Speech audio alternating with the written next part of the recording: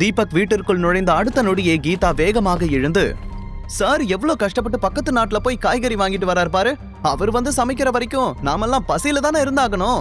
இப்படி கஷ்டப்படுறவருக்காக நாம இது கூட பண்ணலன்னா எப்படி என்று கிண்டலாக கேட்டார். இல்ல ஆண்டி, மார்க்கெட்ல ரொம்ப கூட்டம், அதான் லேட் ஆயிடுச்சு என்று தீபக் தயங்கி கொண்டே சொல்ல, கீதா கோபத்தின் உச்சத்தில், வாய மூடு, இன்னைக்கு மறுபடியும் உன்னால நாங்க எல்லார் முன்னாடி அசிங்கப்பட்டு நின்னுட்டோம். என் பொண்ணு போன ஜென்மத்துல என்ன பாவம் செஞ்சாலோ தெரியல, இவன் வந்து அவளுக்கு வாச்சிருக்கான். இங்க பாரு, நீ முதல்ல ஷர்மிளாவை டிவோர்ஸ் பண்ற வழியை பாரு. உங்க 2 பேருக்கு எத்தனை ஜென்மம் எடுத்தாலும் செட் ஆகாது என்று கோபமாக கத்தினார். அதை கேட்டதும் அருகில் உட்கார்ந்திருந்த ஷர்மிளா, அம்மா தயவு செஞ்சு மறுபடியும் ஆரம்பிக்காத. இன்னைக்கு தீபக் மேல எந்த தப்பும் இல்ல. அந்த ஜுவல்லரி ஓனர் எப்படி பேசினா பாத்தீங்கல்ல? ஒருவேளை தீபக் அங்க அமைதியா இருந்திருந்தா பொண்டாட்டிய மத்தவன் திட்டுற வரைக்கும் வேடிக்கை பார்த்துட்டு இருந்தேன்னு அதுக்கும் சண்டை போட்டிருப்பீங்க. இனி இந்த டிவோர்ஸ் மேட்டரை பத்தி பேசாதீங்க. தினமும் அதையே கேட்டு கேட்டு எனக்கு ரொம்ப டயர்டா இருக்கு என்று சோர்வான தோணியில் சொன்னாள். ஷர்மிளாவிடமிருந்து அந்த வார்த்தையை கேட்டதுமே கீதா அழக ஆரம்பித்து விட்டார். ஐயோ கடவுளே, என் பொண்ணு ஏன் இப்படி இருக்கா? நீயாவது அவளுக்கு புரிய வைக்க கூடாதா? இப்ப கூட என் பொண்ணு கண்ணை சச்சா அவளை கல்யாணம் பண்ணிக்கிறதுக்காக பணக்கார வீட்டு பசங்க எல்லாம் லைன்ல நிக்கிறாங்க. ஆனா இந்த வீணா போனவன் என்ன வசியம் பண்ணான்னு தெரியல. என் பொண்ணு அவனை விட்டு துளி கூட நகர மாட்டேங்கிறா. இந்த கொடுமையெல்லாம் பார்த்துட்டு நான் ஏன் இன்னமும் உயிரோட இருக்கணும் என்று சொல்லிக்கொண்டு அழுதார். கீதாவின் இந்த போலி அழுகை நாடகமெல்லாம் அடிக்கடி நடக்கக்கூடிய ஒன்றுதான். அவர் அழுவதை பார்த்த தீபக் லேசாக சிரித்து கொண்டே நிற்க, ஷர்மிளா அவனை பார்த்து, தீபக் நீ போய் டின்னர் ஏதாச்சும் ரெடி பண்ணு, நான் அம்மாவை பாத்துக்கிறேன் என்று சொன்னாள். அதை கேட்டதும் தீபக் வேகமாக கிச்சனுக்குள் நகர, சமைக்கிற வேலையாச்சும் ஒழுங்கா பண்ணு, நான் வந்து பார்க்கும்போது சிங்க்ல ஒரு பாத்திரம் கூட இருக்கக்கூடாது, எல்லாத்தையும் கிளீன் பண்ணி வை என்று கீதா அவனை பார்த்து கண்களை துடைத்து கொண்டு சொன்னார். தீபக் அமைதியான தோணியில், சரிங்க ஆண்டி, ப்ளீச்சிங் பவுடர் போட்டு பளிச்சுன்னு பண்ணிடுறேன் என்று வேகமாக சொல்லிவிட்டு கிச்சனுக்குள் நகர்ந்தான். அவன் உள்ளே சென்றதும் கீதா மீண்டும் அழுக ஆரம்பித்து விட்டார். ஷர்மிளா, உனக்கு ஏன் இன்னும் புரியல? உன் தாத்தா சொன்ன ஒரு காரணத்துக்காக இவனையே கடைசி வரைக்கும் கூட வச்சுக்கிட்டு கஷ்டப்படணும்னு உனக்கு என்ன தலை எழுத்தா? இப்பவும் ஒண்ணு கெட்டு போகல. அவனை டிவோர்ஸ் பண்ணிட்டா நம்மளோட மொத்த பிரச்சனையும் சரியாயிடும். பாட்டியும் நம்மள திரும்பவும் சேர்த்துக்குவாங்க. கொஞ்சம் நல்லா யோசிச்சு பாருடா கண்ணா என்று கொஞ்சம் தோணியில் கேட்டார். அம்மா, நீங்க 1000 தடவை சொன்னாலும் நான் என்னோட முடிவுல இருந்து மாற போறது கிடையாது. இந்த ஜென்மத்துல தீபக் தான் என்னோட ஹஸ்பண்ட் என்று சொல்லிவிட்டு வேகமாக அங்கிருந்து எழுந்து அவளுடைய ரூமுக்கு நடந்தாள். அவள் சொன்னதை கிச்சனுக்குள் இருந்து கேட்டுக்கொண்டிருந்த தீபக்கிற்கு மனதிற்குள் சொல்ல முடியாத அளவுக்கு சந்தோஷம் ஏற்பட்டது. இது போதுண்டி ராசாத்தி, உனக்காக எவ்வளவு அவமானத்தையும் நான் தாங்க ரெடி. மனிதர் உணர்ந்து கொள்ள இது மனித காதல் அல்ல, அதையும் தாண்டி புனிதமானது என்று உற்சாகமாக பாடியபடி சமையலை தொடங்கினான். அவசர அவசரமாக எல்லோருக்கும் சமைத்துவிட்டு ஷர்மிளாவுக்காக ஸ்பெஷலான கட்லெட் செய்து எடுத்துக்கொண்டு அவளுடைய அறைக்கு சென்றான். அங்கே ஷர்மிளா சோகமாக உட்கார்ந்து கொண்டிருந்தாள். நகை கடையில் நடந்த விஷயம் இன்னமும் அவள் மனதிற்குள் ஓடிக்கொண்டே இருந்தது. அந்த அவமானத்திலிருந்து அவளால் வெளியவே வர முடியவில்லை. தீபக் கட்லெட்டை டேபிளின் மீது வைத்துவிட்டு, ஷர்மி, அங்க நடந்ததை பத்தியே யோசிச்சுட்டு இருக்காத, நான் ஏதாச்சும் பண்ண முடியுமான்னு பாக்குறேன் என்று சொல்ல, ஷர்மிளா எரிச்சலுடன் அவனை பார்த்து, உன்னால என்ன பண்ண முடியும்? அதெல்லாம் ஒன்னும் பண்ண தேவையில்ல, சாப்பிட்டுட்டு போய் தூங்கு என்று வேண்டா வெறுப்பாக சொன்னாள். அவள் நினைத்த நெக்லஸை வாங்க முடியவில்லை என்ற கோபம் அவளது குரலில் தெளிவாக தெரிந்தது. நாளைக்கு உனக்கு ஒரு பெரிய சர்ப்ரைஸ் இருக்கு ஷர்மி, வெயிட் அண்ட் வாட்ச் என்று வெளியே சென்றான். அடுத்த நாள் காலையில் எல்லோரும் ரெடியாகி காயத்ரி தேவி வீட்டு ஃபங்க்ஷனுக்கு கிளம்பினார்கள். ஷர்மிளா அழகான ஒரு நீல நிற உடையை அணிந்திருந்தாள். அந்த உடையில் என்றைக்கும் இல்லாத அளவுக்கு அவள் அழகாக தெரிந்தாள். தீபக் காரை ஓட்டி கொண்டு சென்றபோது கண்ணாடி வழியாக ஷர்மிளாவின் அழகையே ரசித்து பார்த்து கொண்டு சென்றான். அடுத்த சிறிது நேரத்தில் காயத்ரி தேவி வீட்டின் முன்பு கார் வந்து நின்றது. அந்த இடத்தை சுற்றிலும் ஏகப்பட்ட சொகுசு கார்கள் நின்று கொண்டிருந்தது. வீடு முழுக்கவும் வண்ண விளக்குகளால் அலங்கரிக்கப்பட்டிருந்தது. காயத்ரி தேவி குடும்பத்தை சேர்ந்த மொத்த ஆட்களும் அங்கே வந்திருந்தார்கள். அங்கே இருந்த ஆடம்பரத்தையும் கூட்டத்தையும் பார்த்து பயந்த கணேஷ் தயக்கத்துடன் தன் கையில் இருந்த 60,000 ரூபாய் கம்மலை பார்த்தார். அதன் பிறகு தயங்கிக் கொண்டே எல்லோரும் காயத்ரி தேவியின் வீட்டிற்குள் சென்றார்கள். அங்கே இருந்தவர்கள் எல்லோரும் கணேஷையும் அவரது குடும்பத்தையும் கேவலமான பார்வையுடன் முறைத்து பார்க்க தொடங்கினார்கள்.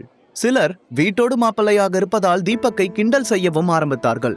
ஆனால் தீபக் அதை பற்றியெல்லாம் பொருட்படுத்தவே இல்லை. அவன் சாதாரணமாக உள்ளே நடந்தான். வரதட்சணை பொருட்களும் கார்த்திகாவுக்காக கொடுக்கப்பட்ட பரிசு பொருட்களும் அடுக்கி வைக்கப்பட்டிருந்தது. கணேஷும் கீதாவும் அந்த அறைக்குள் செல்ல சிறிது நேரம் ஷர்மிளா, தீபக் மட்டும் நின்று கொண்டிருந்தனர். அங்கே சுற்றியிருந்த அனைவரும் அவர்களை பற்றி பேச ஆரம்பிக்க ஷர்மிளா வாஷ்ரூமுக்கு சென்று விட்டாள். அதை உணர்ந்த தீபக், ஃபங்க்ஷன் வந்தோமா சாப்பிட்டோமான்னு போங்கடா, எதுக்கு உங்களுக்கு என்னோட கதை என்று அங்கிருந்து நகர்ந்தான். சிறிது நேரம் கழித்து வெளியே வந்த ஷர்மி அங்கே காயத்ரி தேவி கோபமாக நின்று கொண்டிருப்பதை பார்த்தாள். நான் என்ன சொன்ன உங்ககிட்ட?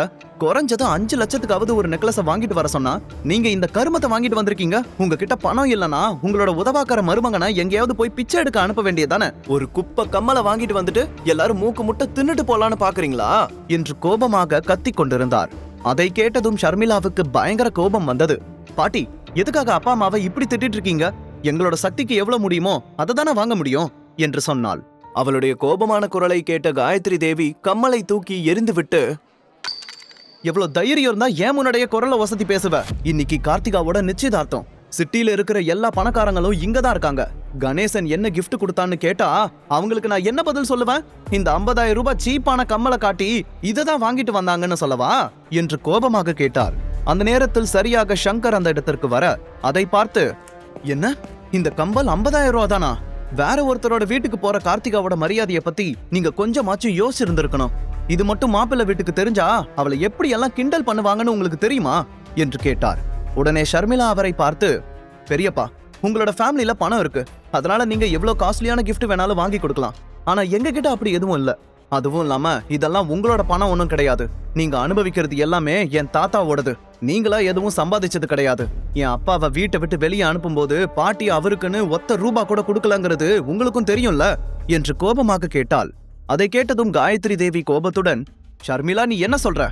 நீ சொல்றத பார்க்கும்போது நான் ஏதோ சொத்த முழுசா சங்கருக்கே கொடுத்த மாதிரி பேசிட்டு இருக்க என்று கேட்க, இல்லையா பின்ன, என் அப்பாவுக்கு வர வேண்டிய ஷேர்ல தான் எல்லாரும் ஆடம்பரமா செலவு பண்ணிட்டு இருக்காங்க. இது உங்களுக்கும் தெரியும் என்று ஷர்மிளாவும் விட்டு கொடுக்காமல் பதில் சொன்னாள். அதை கேட்டதும் கீதாவும் கணேஷும் எந்த பதிலும் பேசாமல் அமைதியாக நின்றிருந்தார்கள். அப்போது சங்கர் இதை சமாளிக்க, அம்மா, இவங்களை விட்டு தள்ளுங்க. இன்னைக்கு ரொம்ப சந்தோஷமான நாள். எதுக்காக இவங்க கிட்ட பேசி டென்ஷன் ஆகிக்கணும்? என் கூட வாங்க. நான் கார்த்திகாவுக்காக ஒரு காஸ்ட்லி கார் வாங்கிட்டு வந்திருக்கேன். அவளையும் கீழே வர சொல்லியிருக்கேன். நீங்க வாங்க போலாம் என்று சொல்லி காயத்ரி தேவியை அழைத்து கொண்டு கீழே சென்றார். காயத்ரி தேவி போகும்போது திரும்பி ஷர்மிளாவை பார்த்து, இந்த விஷயம் இன்னமும் முடியல. போயிட்டு வந்து உங்களை வச்சுக்கிறேன். ஏன் முன்னாடியே குரல வசதி பேசிட்டல? இந்த காயத்ரி தேவி யாருன்னு இன்னைக்கு நீ பாப்ப என்று சொல்லிவிட்டு கோபமாக அந்த இடத்தை விட்டு வெளியே சென்றார். அவர் பேசிய வார்த்தைகளில் ஷர்மிளா மனமுடைந்து போனாள். அதன் பிறகு யாரிடமும் எந்த பதிலும் சொல்லாமல் அமைதியாக அந்த இடத்தை விட்டு வெளியே வர அவளுக்கு பின்னாலேயே தீபக்கும் வெளியே வந்தான். மறுபுறம் புது கார் வந்த விஷயத்தை கேள்விப்பட்டவுடன் கார்த்திகாவின் முகம் சந்தோஷத்தில் பிரகாசித்தது. அந்த காரை பார்ப்பதற்காக வேகமாக வெளியே ஓடி வந்தாள். கார்த்திகா, உனக்கு இந்த கார் பிடிச்சிருக்கா?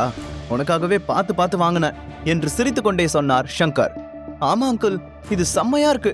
எனக்கு ரொம்ப பிடிச்சிருக்கு. ஆனா இது ரொம்ப காஸ்ட்லியா இருக்கும் போலயே என்று கேட்டாள் கார்த்திகா. அதை கேட்டு சங்கர் சிரித்து கொண்டே ஏதோ பதில் சொல்ல வர அந்த நேரத்தில் ஷர்மிளாவும் தீபக்கும் அங்கே வருவதை பார்த்தார். அவர்களை பார்த்ததும் ஆணவத்துடன் நெஞ்சை நிமிர்த்தி கொண்டு, ஆமா, இது ரொம்ப காஸ்ட்லியான கார் தான், ஆனா நமக்கு இல்ல என்று சொல்லி சிரித்தவர், இந்த காரோட விலை வெறும் 2 கோடி தான். இதை விட ரொம்ப காஸ்ட்லியான கார் கிடைக்காததால வேற வழி இல்லாம நான் இதை உனக்காக வாங்கினேன் என்று பந்தாவாக சொன்னார். காரின் விலையை கேட்டதும் அங்கே இருந்த எல்லோரும் ஆச்சரியத்தில் வாயை பிளந்தார்கள். கார்த்திகாவும் ஆச்சரியத்தோடு காரை சுற்றி பார்த்து கொண்டிருந்தாள். சென்னை சிட்டி ரோடுகளில் இது போன்ற காரை அவள் எங்கேயும் பார்த்தது கிடையாது. அதனால் அவளுடைய சந்தோஷத்திற்கு அளவே இல்லை. ஆனால் காரின் விலை 2 கோடி என்று சொன்னதும் தீபக் சிந்தனையில் மூழ்க ஆரம்பித்து விட்டான். சங்கரிடம் நிறைய பணம் இருந்தாலும் ஒரு காருக்காக 2 கோடி ரூபாய் செலவு செய்வார் என்று அவனுக்கு கொஞ்சமும் நம்பிக்கை இல்லை. இந்தியாவில் இந்த மாடல்ல மொத்தமாவே 3 கார்ஸ் தான் இருக்கு. அதுல ஒரு காரை தாத்தா எனக்கு 5 வருஷத்துக்கு முன்னாடியே கிஃப்ட் பண்ணிட்டாரு. இது நான் ஓட்டின அதே மாடல் கார் தான். ஆனா இந்த கார்ல ஏதோ ஒரு தப்பு இருக்கிற மாதிரி தோணுது. ஃப்ரண்ட் சைடும் பேக் சைடும் ரொம்பவே வித்தியாசமா இருக்கே. அது மட்டும் இல்லாம இந்த காரோட பார்ட்ஸ் எதுவுமே ஒரிஜினல் கிடையாதுன்னு நினைக்கிறேன். கண்டிப்பா இது அசெம்பிள் பண்ணின கார் தான் என்று தீபக் காரை பார்த்து கொண்டே தனக்குள் சொல்லிக் கொண்டான். அந்த எண்ணம் அவனது மனதில் தோன்றிய உடனேயே நேராக காரின் அருகில் வந்து அதை தொட்டு பார்த்தான்.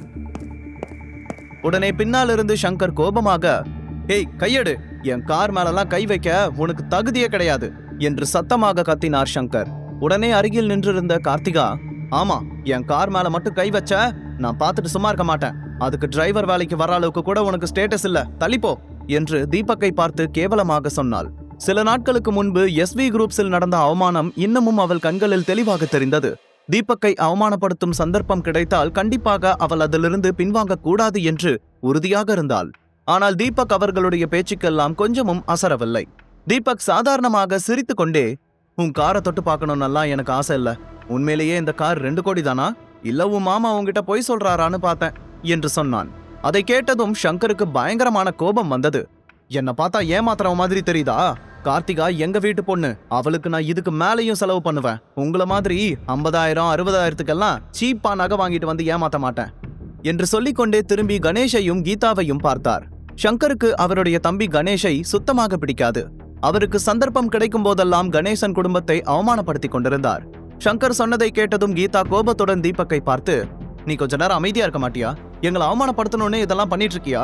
முதல்ல நீ இங்கிருந்து கிளம்பு என்று கத்தினார். உடனே தீபக் அவரை பார்த்து, அத்தை, நான் பொய் சொல்லல. இந்த காரோட விலை கண்டிப்பா 2 கோடியா இருக்க முடியாது. ஏன்னா இதோட ஸ்பேர் பார்ட்ஸ் எல்லாமே டூப்ளிகேட். இதை மொத்தமாவே அசம்பிள் பண்ணிருக்காங்க. எனக்கு தெரிஞ்சு இந்த காரோட விலை 20 லட்சத்தை தாண்டறதுக்கு வாய்ப்பே இல்லை என்று சொன்னான். அதை கேட்டு சங்கருக்கு கோபம் உச்சத்திற்கு சென்றது. நேராக முன்னால் வந்து தீபக்கை பார்த்து முறைத்தபடி நின்றார். காயத்ரி தேவி அதுவரைக்கும் அமைதியாக இருந்தவர் தீபக் நடந்து கொள்ளும் விதத்தை எல்லாம் பார்த்து எரிமலை போல வெடிக்க தயாராக இருந்தார். உன்னோட வாழ்க்கையில இந்த மாதிரியான காரை வாங்க முடியுமா? இல்ல அதுக்குள்ள ஒரு தடவையாச்சும் உட்காந்து டிராவல் பண்ண முடியுமா? ஆனா மத்தவங்களை குறை சொல்றதுக்கு மட்டும் முதலாளா கிளம்பி வந்துருவீங்க. சங்கர் கோபமாக தீபக்கை பார்த்து கேட்டார். சுற்றி நின்றிருந்த ஆட்கள் யாருமே தீபக் சொன்ன வார்த்தையை நம்பவில்லை. ஏற்கனவே தீபக்கை எல்லோரும் ஒரு ஜோக்கரை போலதான் பார்த்து கொண்டிருந்தார்கள். அதனால் தீபக் சங்கர் மீது இருக்கும் பொறாமையில் தான் அப்படி பேசுகிறான் என்று நினைத்தார்கள். சங்கர் சொன்னதை கேட்டு தீபக் ஏதோ பதில் சொல்ல முயற்சிக்க ஷர்மிளா வேண்டாம் என்று அவனை தடுத்தாள். தேவையில்லாம இந்த இடத்துல குழப்பத்தை உண்டு பண்ணலான்னு ட்ரை பண்ணாத. எனக்கு கோபம் வந்துச்சு, உன்னை என்ன பண்ணுவேன்னு எனக்கே தெரியாது என்று மிரட்டும் தோணியில் சொன்னார் சங்கர். அப்போது காயத்ரி தேவி முன்னால் வந்து, கார்த்திகா, இதை விடு. யாரோ என்னமோ பேசிட்டு போகட்டும். உனக்கு இந்த கார் பிடிச்சிருக்குல்ல, போய் ஓட்டி பாரு. உன்னோட மாமா இதை உனக்காக பாசமா வாங்கிட்டு வந்திருக்காரு என்று சிரித்து கொண்டே சொன்னார். அதை கேட்டதும் கார்த்திகா ஆர்வத்துடன் காருக்குள் ஏறி உட்கார்ந்தாள். இதற்கு முன்பு 2 கோடி மதிப்பிலான காரில் அவள் ஒருமுறை கூட ஏறியது கிடையாது. காரை ஸ்டார்ட் செய்ததும் ஆக்சலரேட்டரை மிதித்து வீட்டை விட்டு வெளியே ஓட்டிச் செல்ல ஆரம்பித்து விட்டாள். அவள் சென்றதும் அந்த இடத்திலிருந்த மொத்த பேரும் தீபக்கை பற்றி கிசுகிசுத்து பேசிக் கொண்டிருந்தார்கள். காயத்ரி தேவிக்கும் சங்கருக்கும் தீபக்கின் மீது இருந்த கோபம் இன்னமும் தீரவில்லை. முழு கதையையும் கேட்டு மகிழ பாக்கெட் FM APP டவுன்லோட் செய்யுங்கள். லிங்க் டிஸ்கிரிப்ஷனில் கொடுக்கப்பட்டுள்ளது.